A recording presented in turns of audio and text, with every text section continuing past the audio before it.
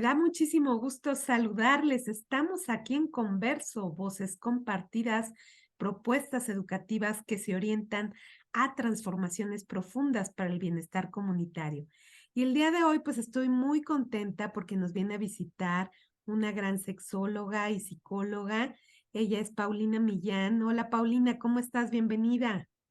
Muy bien, muchas gracias. Muy contenta de estar aquí porque además creo que les traemos un tema que les va a gustar, que les va a interesar y que a lo mejor les cambia la perspectiva de un tema que en algún momento yo creo que se consideró muy complicado de explicar.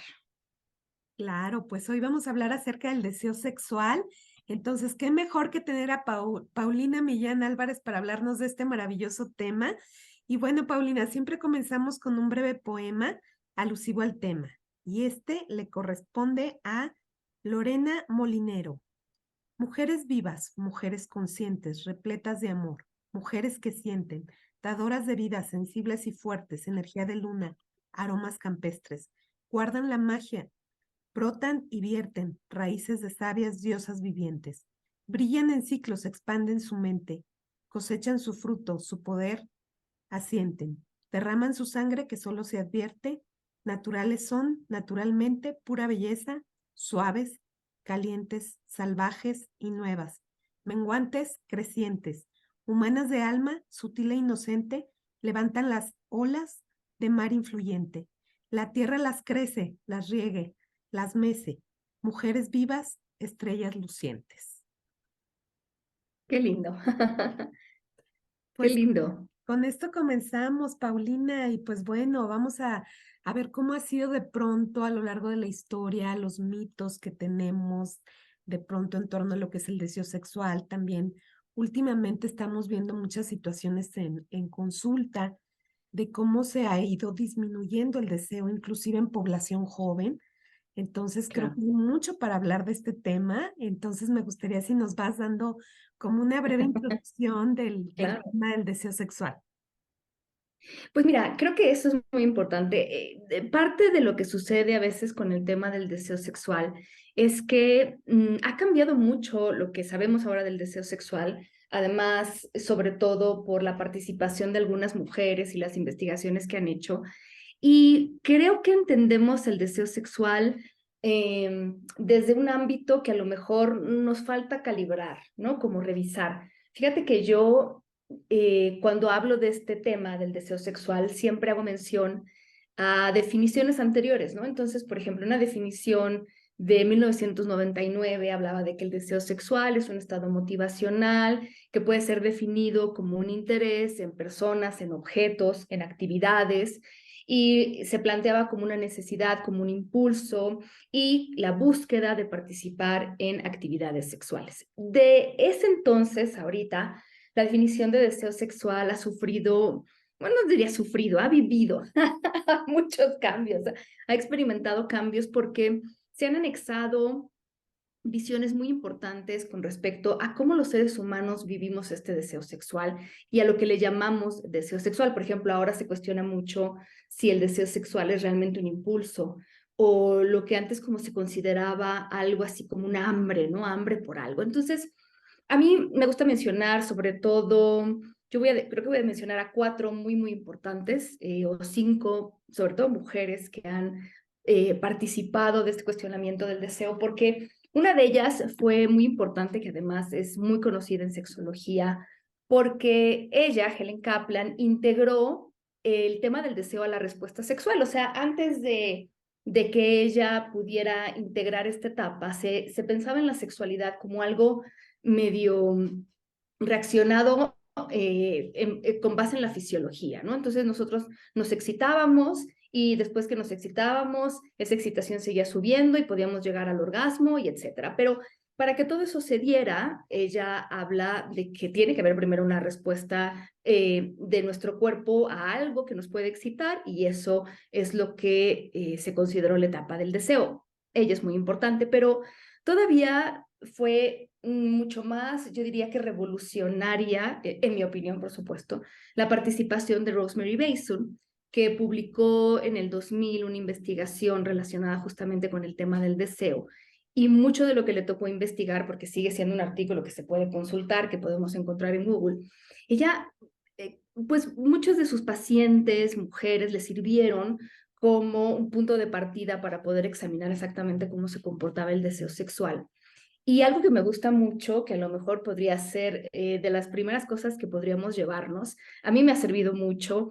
Ella les pedía a sus pacientes que se preguntaran para qué tenían relaciones sexuales. Es una gran pregunta, porque generalmente pensamos que tenemos relaciones sexuales porque, no sé, obviamos mucho las razones, ¿no? Porque nos gusta, por el deseo, pero cuando preguntamos para qué, digo, me salgo un poco del tema, pero tengo un colega que se dedica justo a la sexoterapia y cuando él hace esa pregunta, me dice, la verdad es que en la respuesta a esa pregunta ya se generan otras interrogantes y puede haber pistas sobre situaciones que a lo mejor trae un paciente como motivo de consulta, ¿no? Si alguien llega y dice, no, bueno, es que yo tengo poco deseo sexual o yo no puedo excitarme durante las relaciones sexuales y cuando le preguntamos para qué tiene relaciones sexuales nos dice, pues para cumplir, para que no se enoje mi pareja, para que, ¿no? En esa respuesta ya tenemos muchísima información porque probablemente son relaciones sexuales que esta persona está viviendo desde la obligación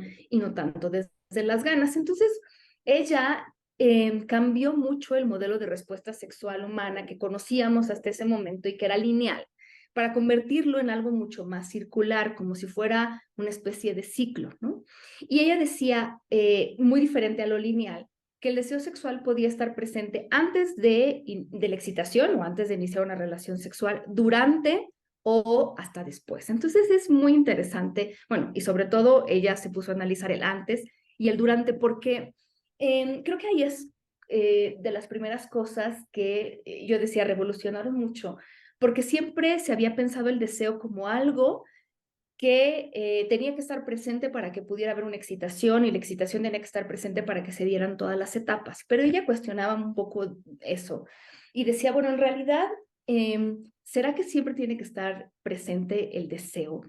Y yo te voy a poner aquí un ejemplo de cómo, esto es totalmente mi ejemplo, pero de cómo ella visualiza este ciclo del deseo sexual y por qué ella lo visualiza más como un círculo, más circular, más cíclico y menos lineal, ¿no? Eh, Vamos a suponer que yo hoy llego a mi casa donde vive mi pareja y entonces después de un día muy largo y a lo mejor pues de trabajar mucho o muchos pendientes, llego y entonces en la noche mi pareja me hace saber que quiere tener un encuentro erótico. Y entonces yo, pues me gusta mi pareja, me gustan los encuentros eróticos que tengo con mi pareja, pero resulta que vengo muy estresada o vengo muy cansada. Pero también sé que si yo me doy a la tarea, a lo mejor de buscar situaciones que faciliten el que yo me desestrese, o si yo busco situaciones en las que puedo contactar con mi erotismo, va a ser muchísimo más fácil que se empiece a dar esta relación sexual. Por ejemplo, ¿no?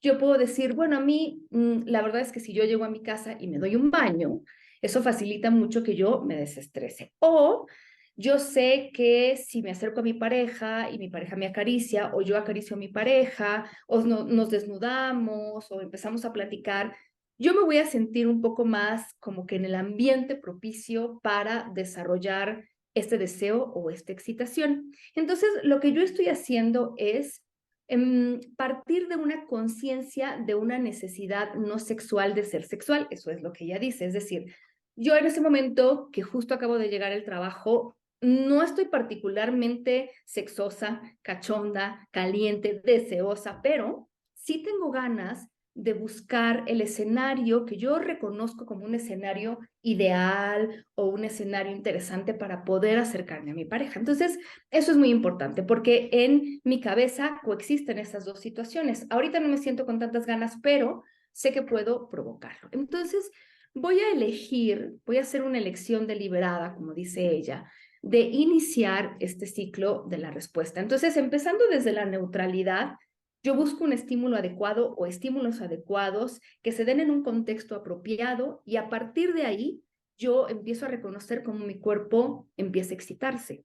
Y entonces empiezo a excitarme porque ya me dio un baño, porque ya acaricié a mi pareja, ya me acarició, ya platicamos o vimos una película más cachonda y entonces mi deseo sexual empieza a estar presente. Un deseo sexual que además ella llama responsivo. Y esto es muy importante porque sí o sí nos tiene que quedar súper claro que hay dos tipos de deseo sexual. Uno se refiere al deseo sexual espontáneo, que es el que más la gente reconoce, que además es muy fácil de vivir, porque claro, ¿no? Yo soy una persona que a lo mejor acaba de iniciar una relación con alguien que me gusta muchísimo y casi todo el mundo se acuerda de esa primera etapa de la relación en la que, bueno, ya no podías aguantarte las ganas para tocar a la otra persona, para desnudarse, para tener relaciones sexuales, siempre tenías ganas, no importa qué tan estresada estuvieras, ese es el deseo sexual espontáneo.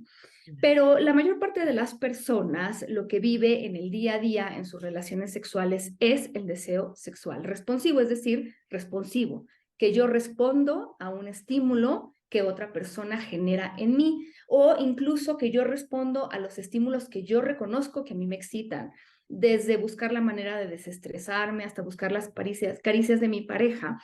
Este tipo de deseo responsivo es justamente el que yo conozco, que aunque no estoy en este momento muy sexosa, yo lo puedo buscar. Lo mismo pasa con los hombres.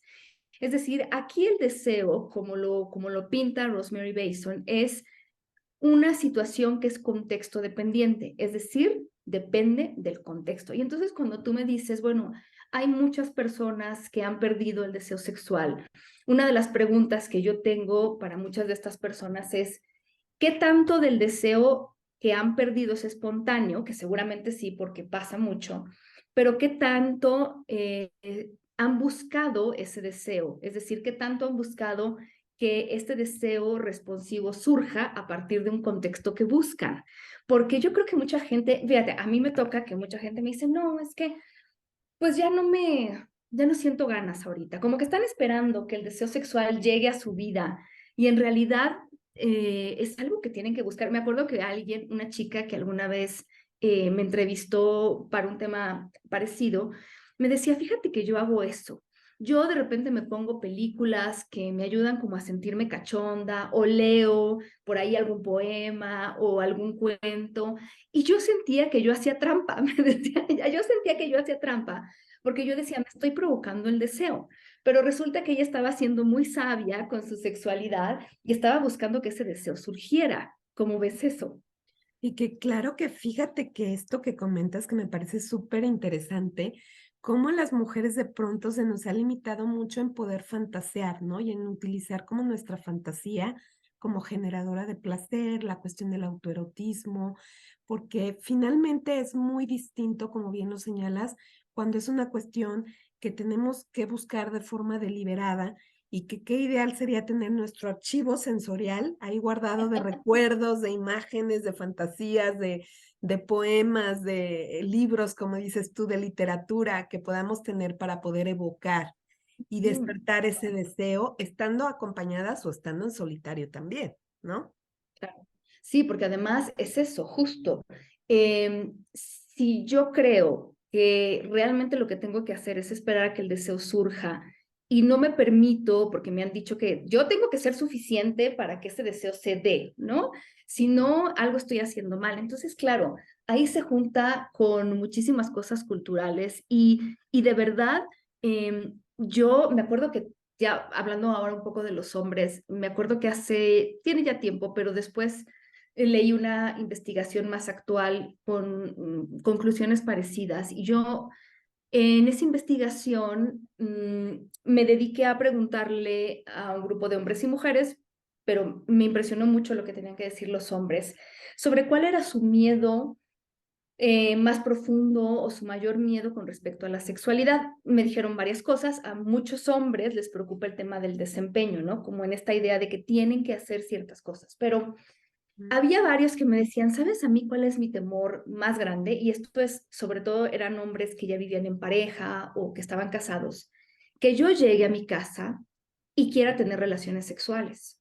Y yo no quiera tener relaciones sexuales. Más o menos el escenario que te platicaba. Que yo de repente un día llegue a mi casa y mi mujer, mi novio, tenga muchas ganas de tener relaciones sexuales y yo tenga cero ganas de tener relaciones sexuales.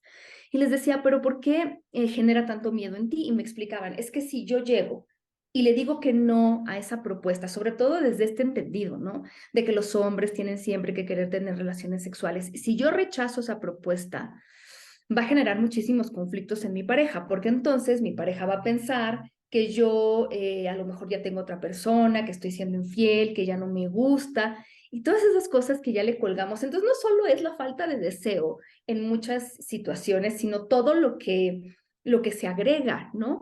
Y entonces, si estos hombres que esperan que el deseo sexual solo sea espontáneo, pues está complicadísimo, porque ¿cómo le haces para que esto se dé de manera, pues así, ¿no? De la nada. Hay una autora, que es otra de las mujeres que a mí me gusta mucho mencionar, sobre todo en este tema, que se llama Lori Broto, que es así ahora, ¿no? Muy famosa, que todo el mundo habla de sus libros y ella habla del mindfulness, de la conciencia plena, que es un tema también muy interesante, algún día platicaremos de eso, pero ella decía, a mí me parece que hay que ver el deseo como una emoción, porque tiene más sentido, ¿no? Si yo, por ejemplo, ahorita les digo, fíjense que hace rato que estaba yo trabajando, de repente así de la nada me puse muy feliz, me puse eufórica, o de repente de la nada me empezó a dar muchísimo miedo, o de repente de la nada empecé a sentir muchísimo enojo.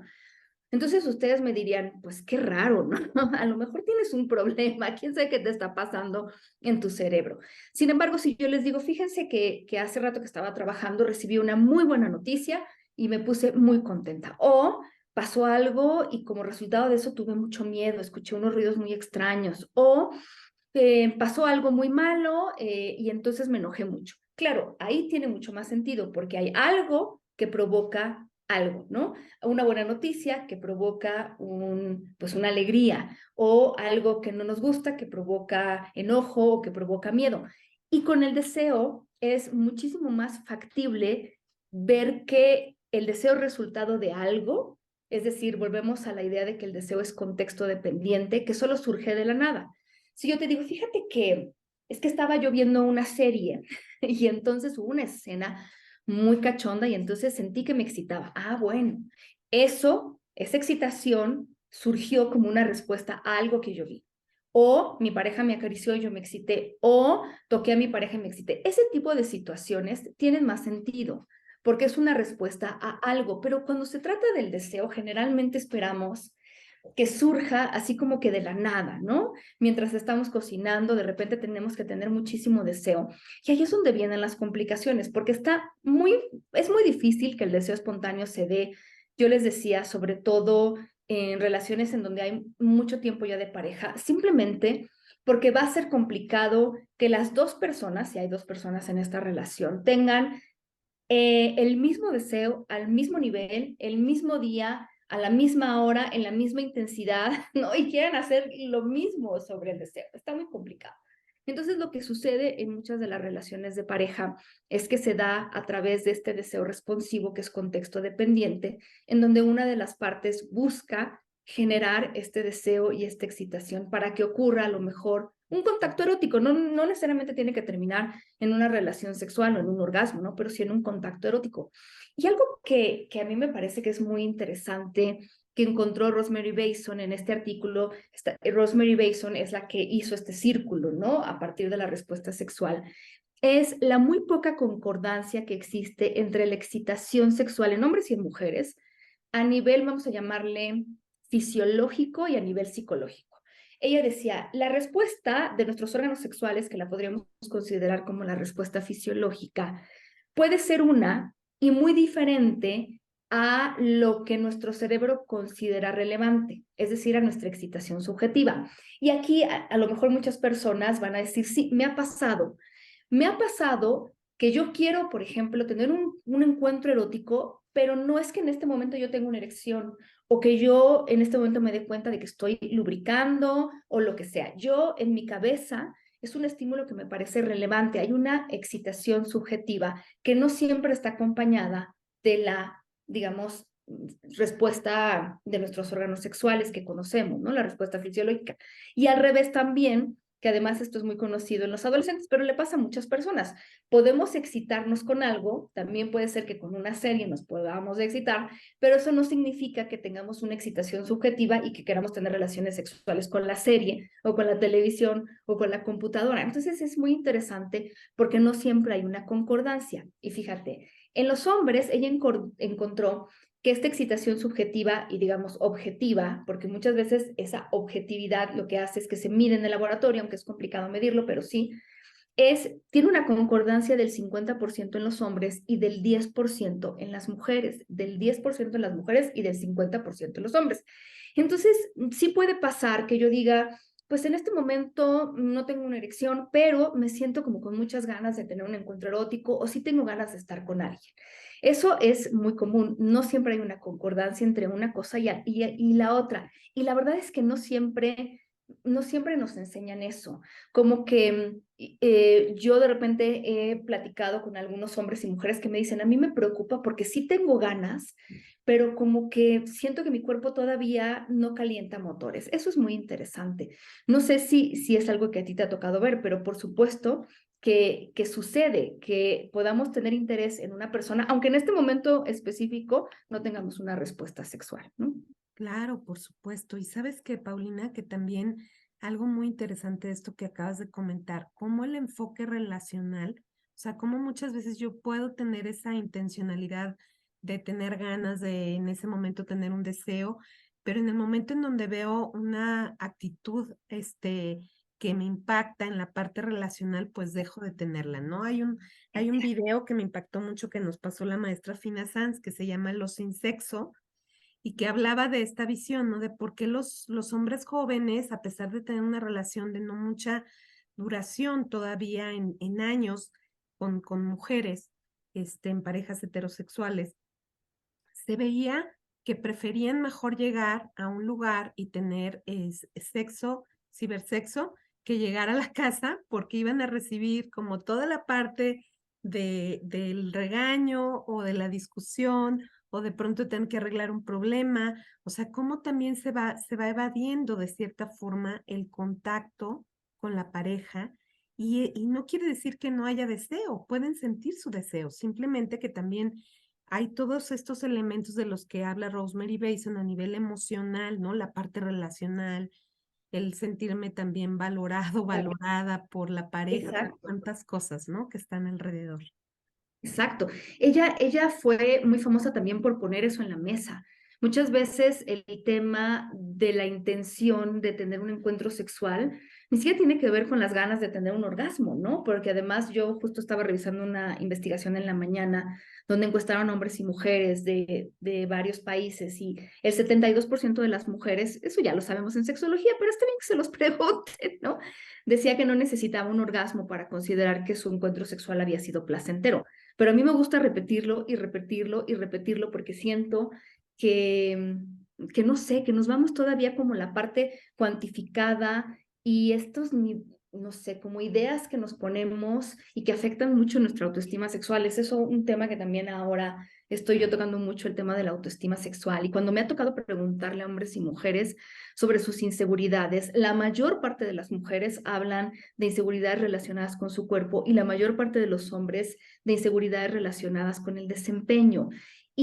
Por ejemplo, la idea de que tenemos que durar más, ¿no? Los hombres tienen que durar más porque, y en realidad muchas mujeres no es exactamente lo que quieren, pero nos hacemos ciertas bolas y generamos no sé, muchas ideas que solo afectan la forma en la que vivimos nuestra sexualidad, no solo en las relaciones sexuales, sino en toda la vida, ¿no? Todo el tiempo. Pero sí, es muy interesante el tema relacional. Fíjate que incluso, digo, hay muchos modelos que han surgido, pero hay uno que es el modelo de Wallen y Roth. Y eso que tú estabas diciendo me parece interesante, porque todo este modelo a lo que va es justamente a la constante evaluación que hacemos de los estímulos y de los comportamientos o de las conductas sexuales que tenemos en el momento en el que estamos con alguien, ¿no? Entonces es un modelo lineal, pero a la vez circular, en donde empezamos con a lo mejor un estímulo sexual que vamos evaluando de manera positiva. Entonces, si yo evalúo de manera positiva ese estímulo, yo estoy buscando que se siga dando Y esa evaluación me lleva a la siguiente parte o conducta sexual que también evalúo. Esto significa lo siguiente. Si yo estoy con alguien y estoy tocando a esa persona y esa persona me toca y yo digo, me está gustando tanto lo que yo estoy haciendo como lo que la otra persona está haciendo, por supuesto que quiero que esto siga.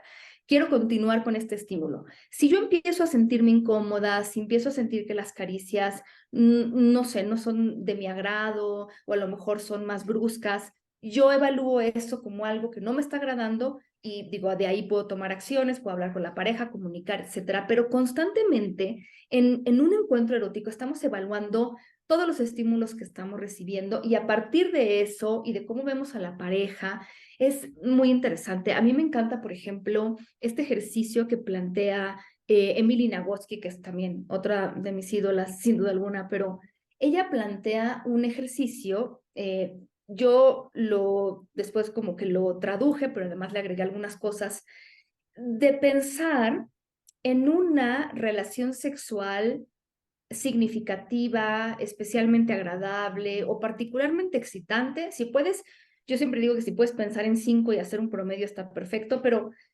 pensar por lo menos en una más o menos reciente, una relación sexual que te haya parecido muy agradable, donde no necesariamente que hayas tenido un orgasmo, puede ser simplemente que tú te sentiste muy bien con la persona con la que estabas, te pareció que el momento y el contexto eran muy interesantes, muy agradables, que facilitaron que tú pudieras sentirte relajado, relajada. Bueno, eso lleva al ejercicio de evaluar cada uno de los puntos que pudieron haber estado presentes en ese encuentro erótico. Entonces, por ejemplo, vamos a evaluar cómo estaba nuestro nivel de estrés, si sentíamos que teníamos tiempo o no teníamos tiempo para tener una relación sexual, pues que consideramos agradable, si estábamos con prisas, cómo nos sentíamos con nuestra imagen corporal, por ejemplo, cómo percibíamos también a la otra persona, el nivel de interés que percibíamos que tenía, y algunas otras situaciones, porque es muy larga la lista, donde podíamos abonar, por ejemplo, a lo mejor estábamos de vacaciones y eso es algo pues que pudo haber ayudado, ¿no? Porque siempre las vacaciones ayudan, pero bueno,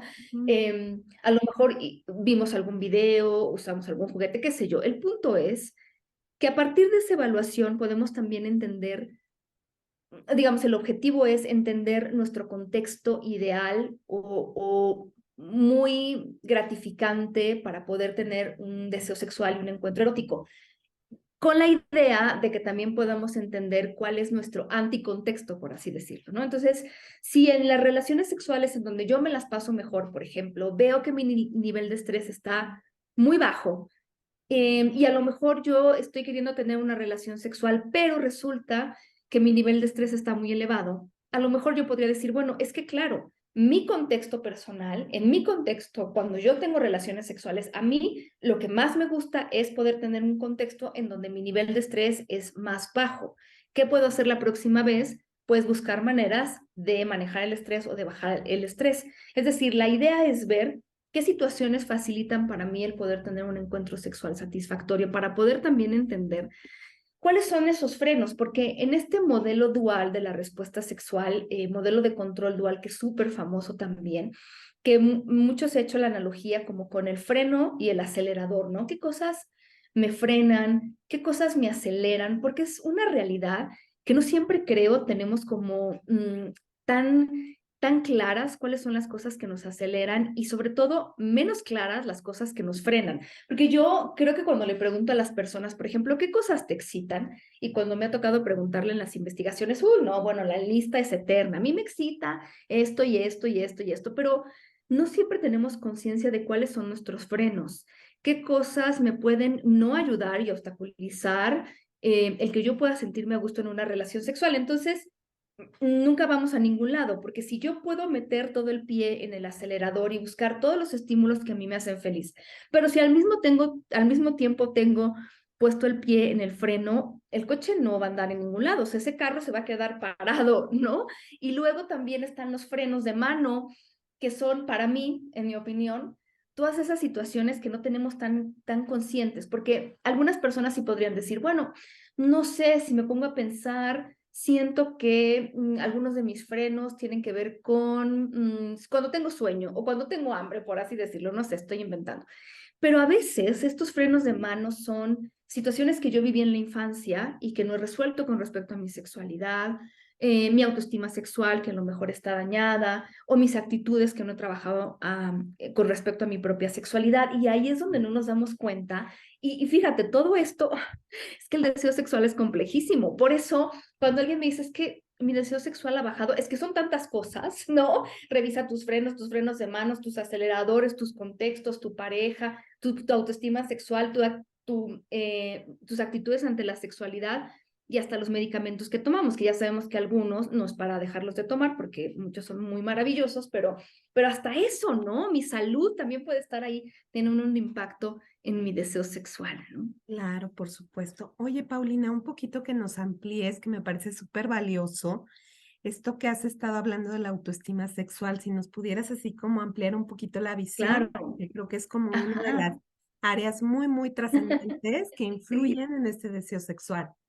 Sí, fíjate que te voy a contar brevemente que hace ya algunos años yo empecé a desarrollar un instrumento, un cuestionario que mide autoestima sexual, pero como que dejé de lado con algunos colegas súper brillantes, psicólogos también y sexólogos, pues, pero saben muchísimo de autoestima. Y yo como que dejé de lado el proyecto porque dije, ¿será que es importante hablar de autoestima? Como que no me parecía que a lo mejor pudiera, o no, cometí un grave error todos esos años dejando en el cajón el proyecto de la autoestima sexual, porque ahora que ya terminé este cuestionario, que si tú quieres después la gente que te pregunte le podemos facilitar, porque la idea con los cuestionarios generalmente que yo desarrollo es no solo el tema de la validación estadística, sino que puedan ser autoaplicables y que sea una manera de autoevaluar cómo está nuestra vida sexual. Entonces la autoestima sexual ya quedó este cuestionario y es así como muy simplificada la definición, es la evaluación perceptiva que hacemos de nuestro propio atractivo sexual, de nuestras capacidades y habilidades a nivel erótico, de nuestra satisfacción sexual. Es esta evaluación perceptiva porque eso, nosotras y nosotros evaluamos esto de acuerdo a cómo lo percibimos. Entonces, por ejemplo, en este instrumento, al final se evalúa cómo me siento yo con mi cuerpo, cómo me siento con mi satisfacción sexual, si yo siento que soy capaz de gustarle a otras personas, mi atractivo, ¿no? Si me siento capaz de dar placer, de sentir placer. Y es muy interesante porque la verdad es que muchas personas, pues sí, no hemos aprendido del todo a valorar esta parte de la autoestima sexual, porque yo cuando ahora toco este tema con mis alumnos y alumnas y doy conferencias, les platico que siempre es un poco más profundo. A veces nuestra autoestima sexual está dañada porque, pues, ni siquiera es algo que nos tocó vivir a partir del inicio de nuestra vida erótica. A veces son, por ahí me acuerdo que alguna vez leí que una psicóloga decía que el lenguaje externo de los adultos se convierte en el lenguaje interno de los niños, ¿no? Entonces yo hago este ejercicio de dónde viene esta voz que a lo mejor tú tienes hacia ti misma cuando te ves en el espejo y te ves en el espejo y dices, ay, esos pechos están muy chicos, muy grandes, muy caídos, muy disparejos, lo que sea, ¿no? Y a veces no es tu voz, sino la voz de alguna figura femenina o masculina en tu vida que también se veía al espejo y que tú escuchabas criticar su propio cuerpo o criticar el cuerpo de otras mujeres.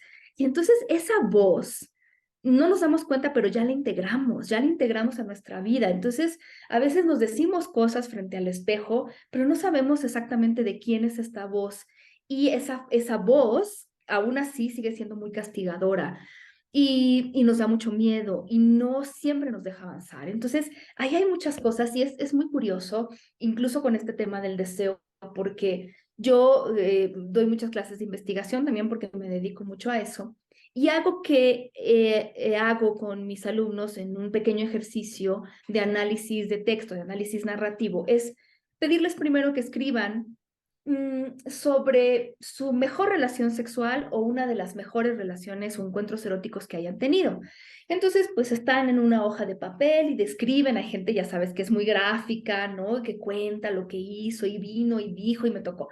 Y hay gente que es como mucho más resumida, por así decirlo, pero después de muchísimos años de estar haciendo este ejercicio y de analizar todas estas narraciones, yo te puedo decir, muy pocas veces la gente se acuerda de absolutamente todos los detalles que hay en ese encuentro erótico perfecto.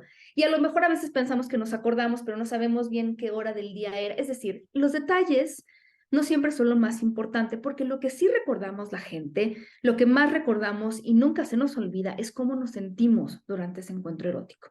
La gente habla mucho más de me sentí escuchado, me sentí querida, conectada con la otra persona, sentí que el tiempo que nos estábamos dedicando era muy bueno, pude platicar, ¿no? Generar esta intimidad que se da a través de la conversación. La gente recuerda más cómo se sintió que lo que hizo exactamente. Entonces es muy interesante porque luego la gente estamos preocupadas, ¿no? En este tema de la autoestima sexual y del deseo.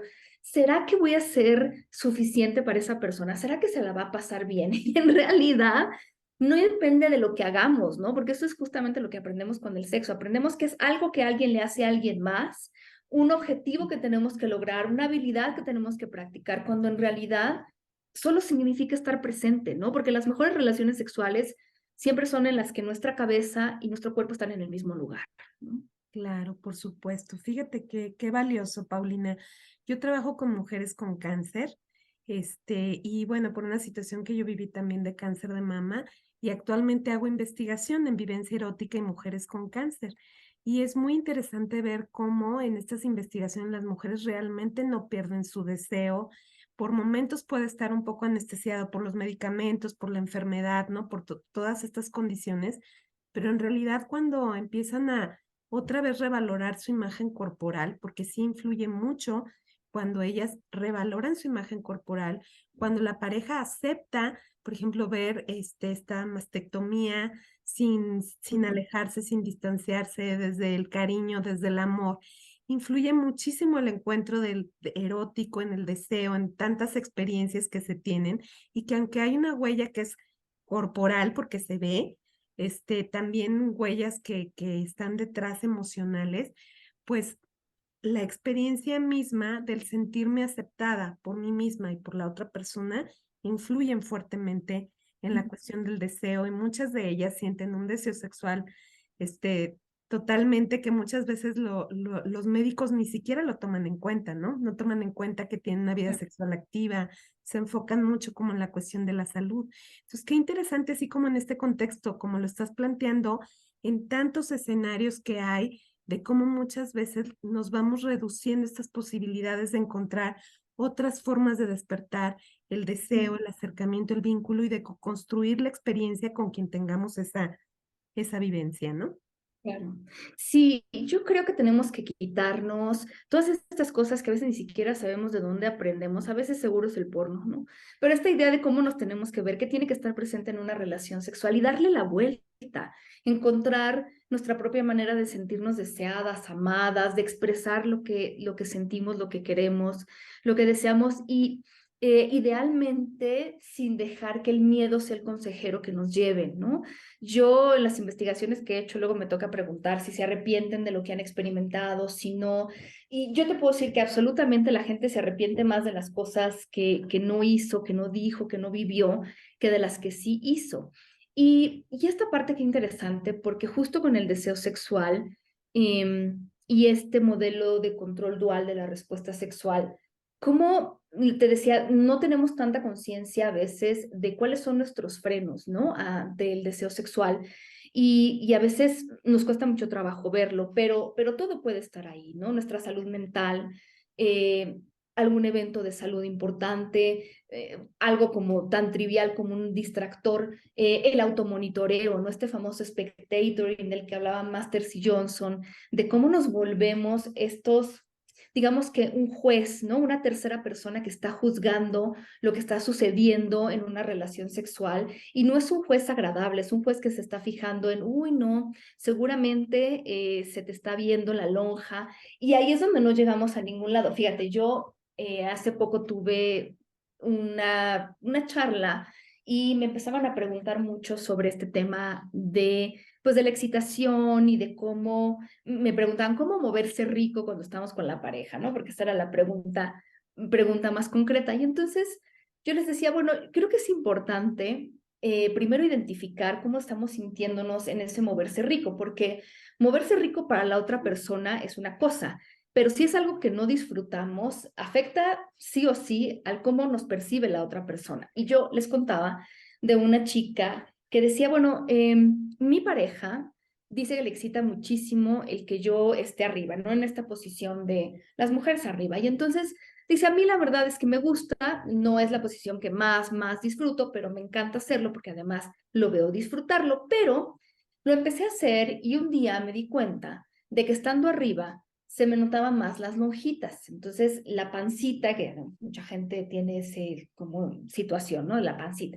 Y entonces dije, bueno, ¿cómo le puedo hacer para complacer a mi novio, moverme rico, meter la pancita y pues que además no se dé cuenta de que estoy metiendo la pancita? Y entonces decía, bueno, ya era esto, era como un malabar, ¿no? Entre moverme, pero además sentir, pero además tratar de no morirme porque como estoy metiendo el aire y no estoy respirando. Entonces era una cosa que estaba haciendo de todo, excepto estar en el lugar en el que tenía que estar, ¿no?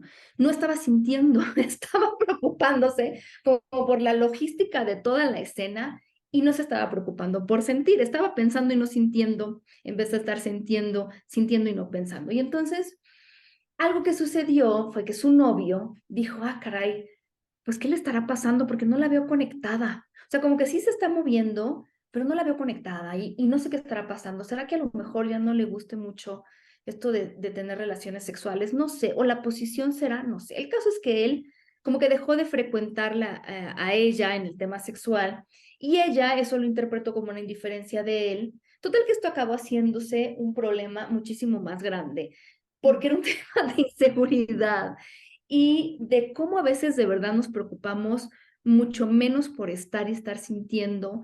Y justo a eso se refería el mindfulness y me encanta que me digas eso porque además Lori Broto, que escribió este libro sobre mindfulness, trabajó con muchas mujeres que habían vivido este tipo de situaciones y cómo a veces nos afecta, ¿no?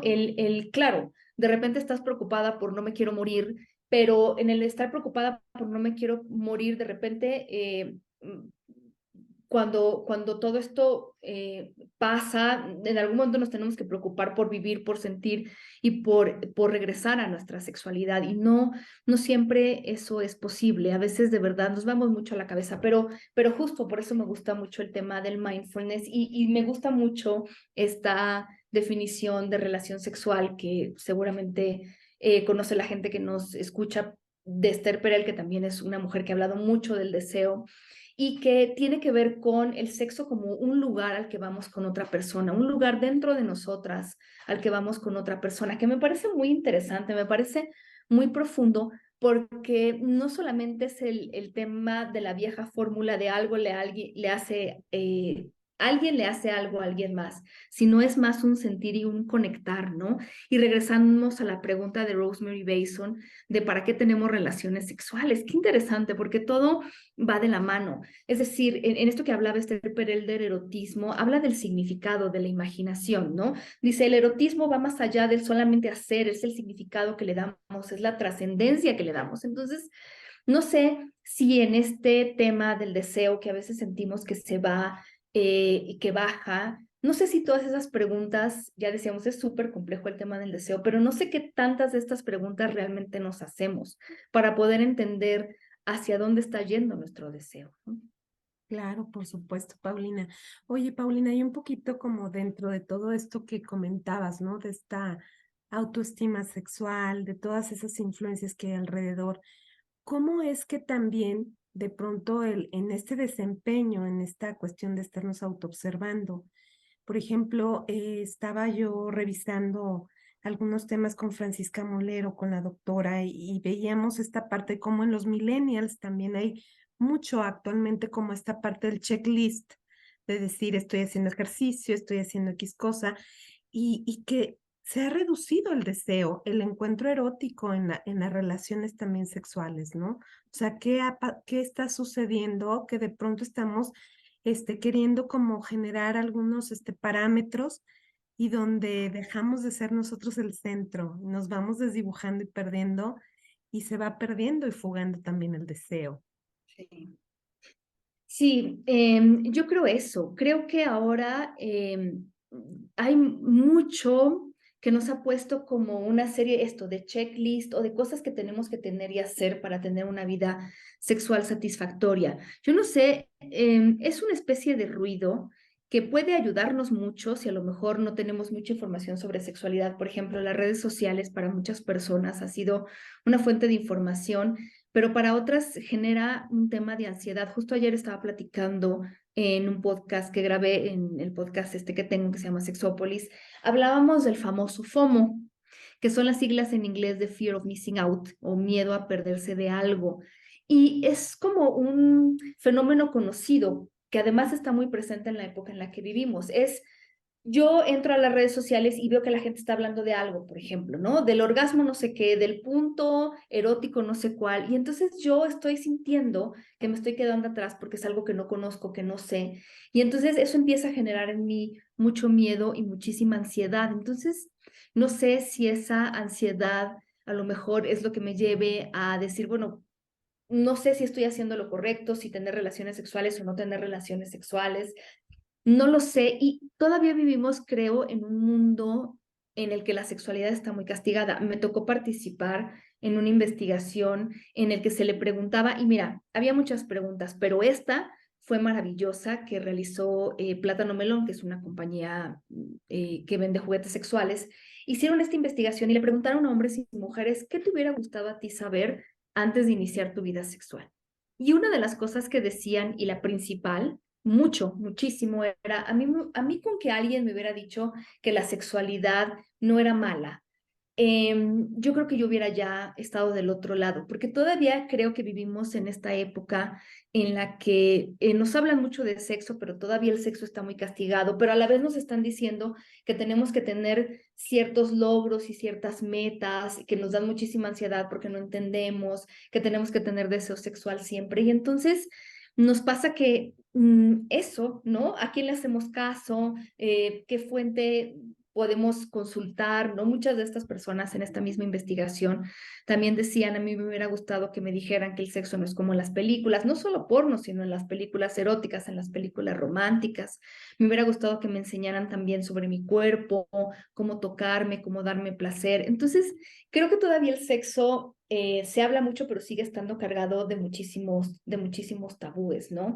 Yo estoy haciendo ahora una investigación sobre los obstáculos que perciben los hombres que tienen para vivir una vida sexual de manera satisfactoria. Con las mujeres ya hice un par de investigaciones y más o menos una de cada tres, un poquito más, dice que puede identificar un obstáculo para vivir su vida sexual de manera satisfactoria. En primer lugar, ahora están las inseguridades con el cuerpo, los prejuicios que ellas perciben que existen en la sociedad con respecto a la sexualidad femenina, mucho de salud mental, el estrés, el cansancio, la falta de tiempo. Y mira, te quiero leer algo que una mujer dijo que a mí me parece que resume todo, porque también habla del miedo que algunas mujeres tienen a conversar sobre el sexo en general con otras personas, también con su pareja, y el acceso a información como más verídica sobre sexualidad. Una mujer decía, cuando preguntaba sobre el obstáculo, ¿no? Para vivir una vida sexual satisfactoria, decía algunas ideas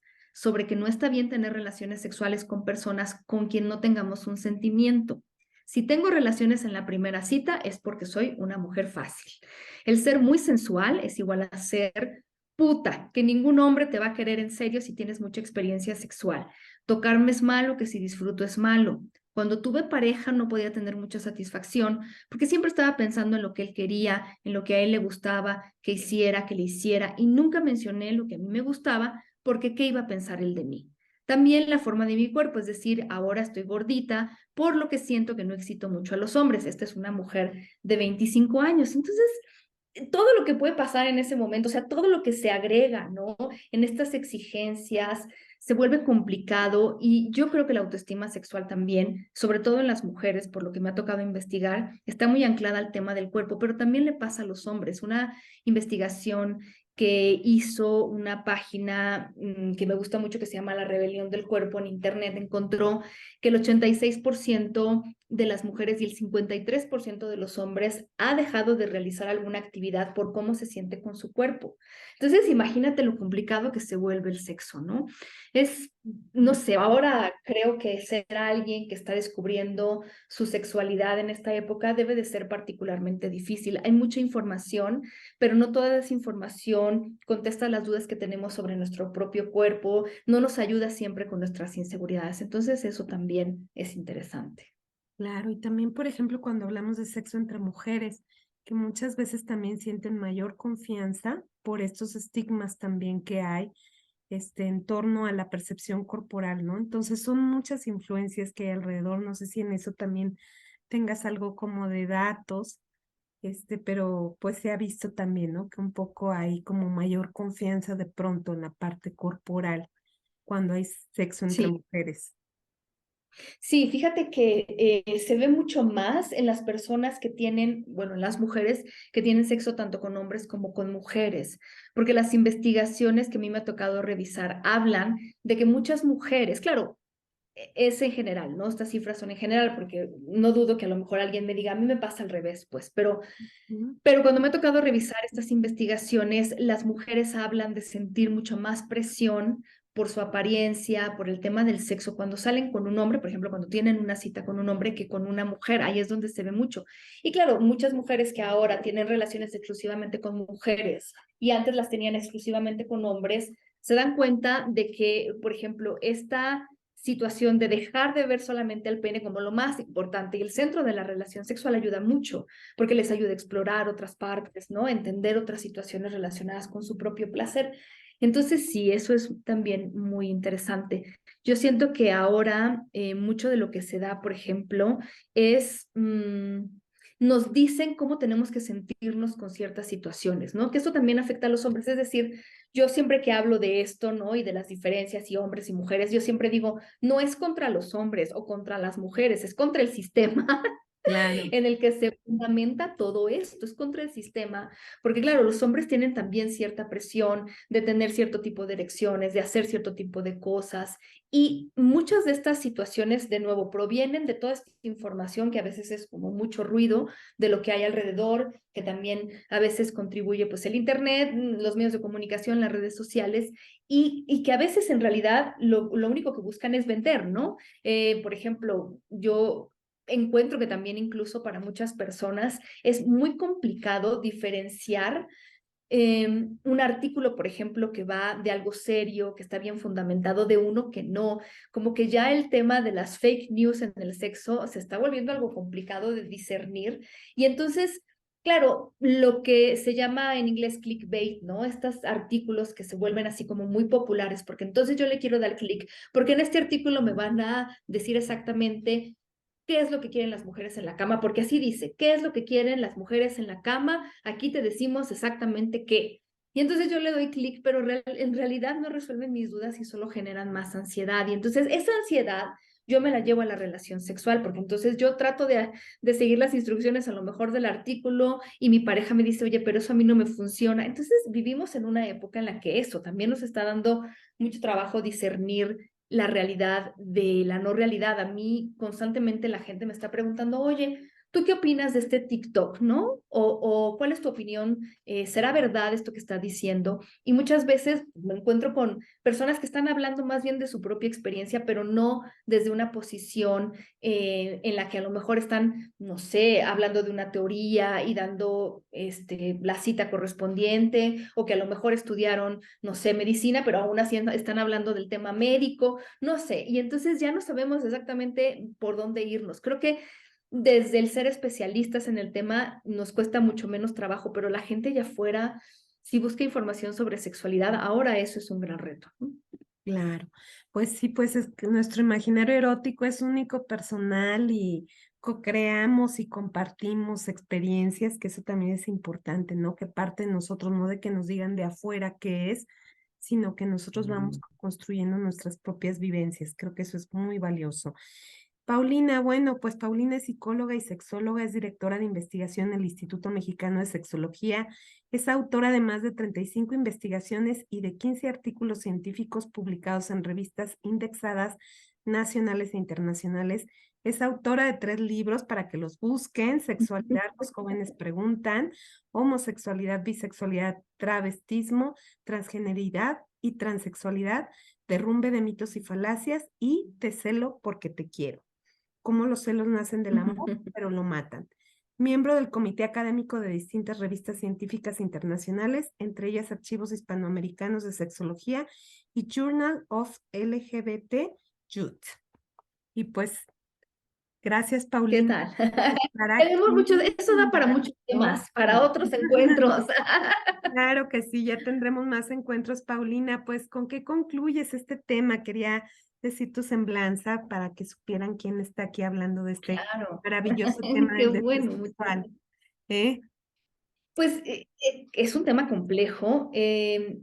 Busquemos la idea de entender nuestro deseo sexual diferente. Ya les dijimos que es contexto dependiente, ya les dijimos que no solamente es esta hambre, ¿no? Que surge, pero a mí me gustaría que nos diéramos a la tarea de explorar exactamente qué significa el deseo sexual para nosotras, para nosotros, exactamente cuál es nuestro contexto ideal, qué es lo que nuestro deseo sexual necesita para poder surgir y entender también que cuando no está, porque eso pasa a lo largo de la vida, el deseo sexual fluctúa, pues también es parte de lo que sucede y la sexualidad más bien es una parte importante de nuestra vida, no debería ser algo que nos duela, entonces entenderla es un buen primer paso para poder sanarla, ¿no? Y pues que la gente que ahora nos acompañó también pida algún tema del que quiera que hablemos, porque yo me voy a volver a invitar aquí para esta conversación el día que tú quieras. Claro que sí, por supuesto, Paulina. Y déjanos tus datos, comparte tu podcast para que la gente Sí. también te vea, te siga. Adelante. Bueno, yo tengo un podcast desde hace 15 años, se dice muy fácil, pero han sido 15 años. Bueno, imagínense todos los temas que hemos tocado, se llama Sexópolis y yo trabajo en el Instituto Mexicano de Sexología, me dedico mucho a la investigación, si quieren consultar algunos datos también me pueden contactar a mí. Yo estoy en redes sociales como Sex Paulina Millán en Instagram y Sex Pau Millán en Twitter y Facebook. Pues muchas gracias, Paulina, por tu generoso compartir, por tu tiempo, que sé que eres una mujer muy ocupada, pero te Muchas agradezco gracias. que nos hayas compartido este espacio de tu tiempo para que más gente se beneficie con todo esto que finalmente es el objetivo de Converso. Y pues estás bienvenida a otra emisión que tengamos. ¿Sale? Muchas gracias. Bueno, te mando un abrazo muy grande y nos despedimos. No nos dejen de seguir en el canal de YouTube Claudia Hernández Madrigal. Recuerden, Converso y Converso siempre en línea los jueves a la 1, radio en línea por Facebook en mi fanpage Converso. Gracias. Gracias, Paulina. Hasta luego.